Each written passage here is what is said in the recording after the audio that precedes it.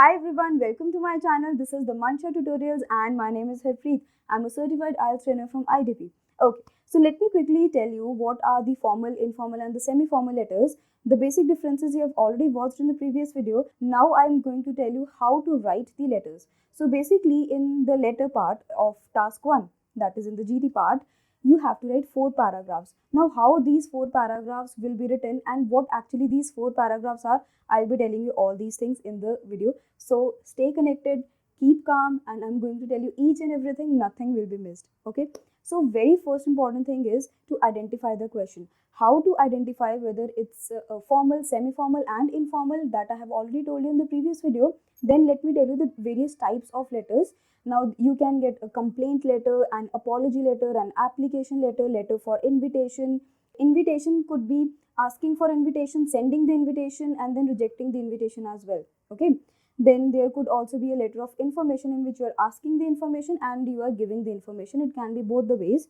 Then there could be letter of application in which you are applying either for the job or for any course. All right. So a job can also be part-time and full-time. Similarly, it can be for the course as well. Then you might be also advising somebody, some of your friend. You might be providing the information.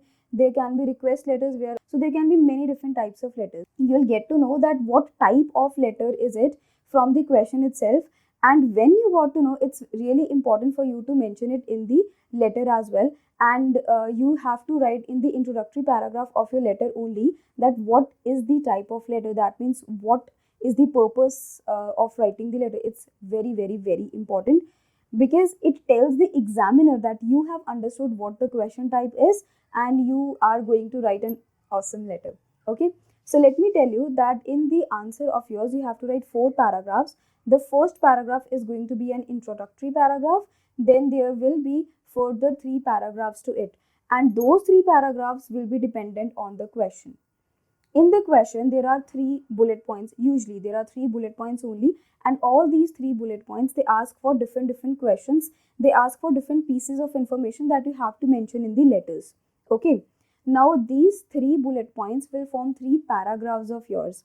It means that the number of bullet points will form the 3 paragraphs.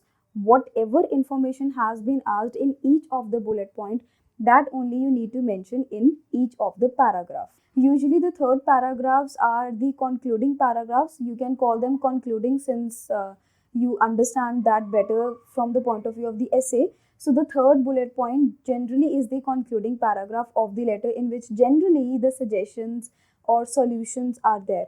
Okay. After you write this, then you have to again leave a line and you have to write looking forward to hearing from you soon, or I hope that the situation will be resolved at the earliest. Something of that sort, a very short, crisp line you have to write. And after that, leave a line and write the greetings, yours faithfully, comma, Harpreet Kaur, that I have already told you in the previous videos. Simple, clear.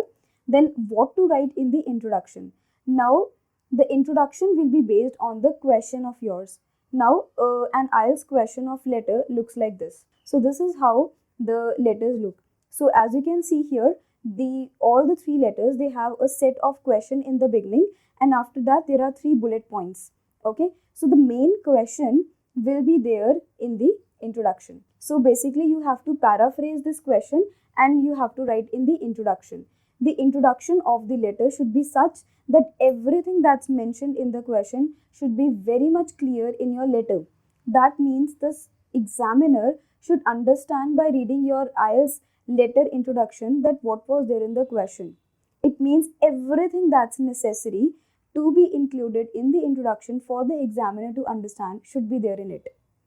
All the WH questions, if you feel, are necessary, like what, where, when, why, how, regarding the question, and they are not even included in any of the bullet points, you can include them. Okay. Supposingly you have taken any flight from this to this place, you can mention about the details, the seat number, the flight number, the timings. All these things you can mention in the introduction if they have not even been asked in the first bullet point of yours. So you have to make everything clear in the introduction so that the IELTS examiner reads the introduction of yours and gets clear that okay, this is the question. Now I have to read the further details from the body paragraphs. Now let me tell you some very quick important things. The whole letter has to be started from the extreme left margin. You do not have to leave any one tab line. No short forms have to be written in the formal ones. That's very important. Do not number the paragraphs and do not write the heading of any of the paragraph.